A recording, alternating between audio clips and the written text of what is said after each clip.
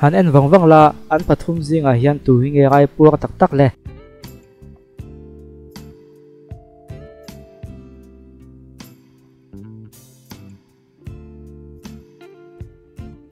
ama sabek hi chuan me zuwa gai line main zungai lova pani na hi chu apum khen chiang la lukham ada chopani ti imu theyanga chu wangena top na bek hi angai chu ni tu zo khinge abial nu kha them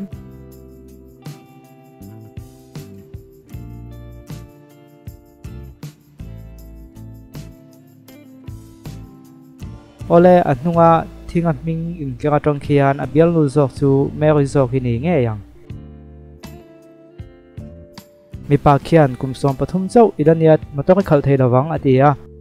mase khinu khian kumsom thum ani thu asoya tu zok khinge thu dik soyang le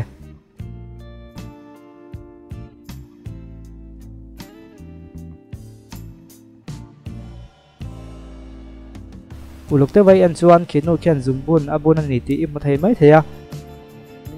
in nei zumbun ani nge nge a chu wangin kumsom pathum lek chu ani thei to lo ni pakhat zok khian ser kung thata kan atia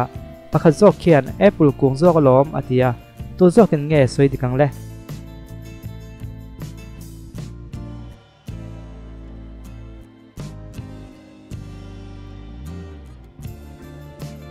apple kung ti zok khan soi dikang achan chu apple ka tlem alo lan hi imu them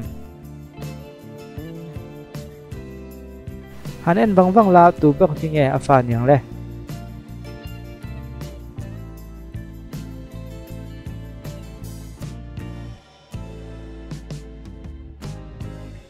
hei hi chu a ol asama tang pau khian hei hi ni ti kan kha thei nga la ni han en wang la future tang local pakhat oma chu chu tu khing en yang le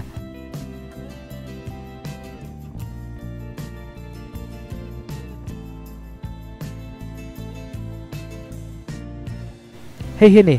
achan chu thil khai na man ro khi en chiang ta la heti hun lai hian polythene ala omlo mera ni helai hian seru hanjong te de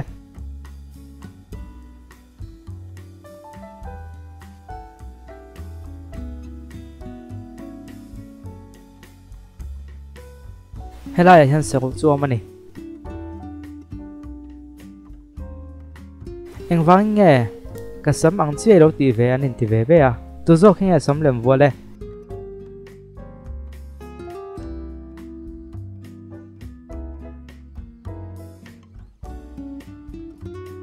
hei po ol khop mai henu hi ni achan chu sam tak tak alo lan hlek hi khinu khian eng wangin ya pi pu hi lo ti cha sak le ti in putak khi hawa khi putak khian ati chat lo thu le chan chin pu a chiang mai mai thu so ya tu zo nge do soi le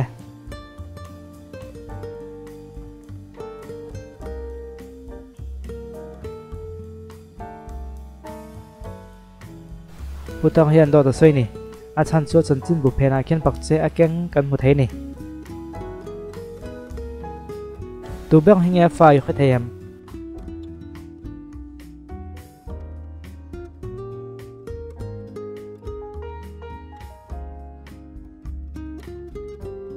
ole an mit menga tang khian kan khathaya hi an fa chu ni ti kan khathei ta ni hein chunga hian me khing an zat nge cheng le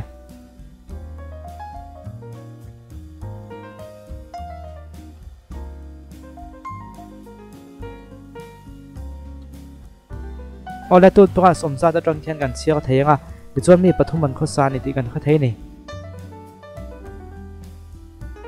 hei po ol khop mai tu zo khinge doctor thazok yu khathayam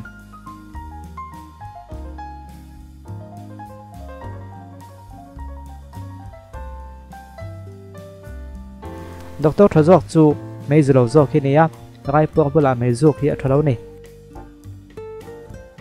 helai mei chia pani jing a hian tu zo khinge pasal nei toi khathayam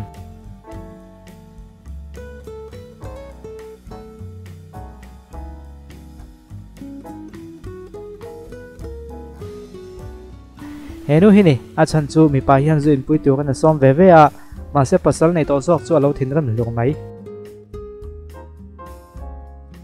ole atope ka chuan tu zo hi nge anu le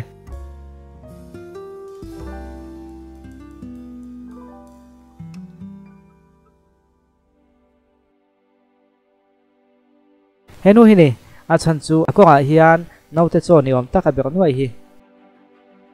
ole khati zong kha ni se video danga kan hmule vek anga ti chon ton lai a pathian thuin hnial na tam ta hle maya in hnial ni lovin han zo chian ve deuh ka van du em ti kan lo amani chuan number ai hen lo text la pui dan kan lo ngai to don chenia in zawai chu alom thu kan soya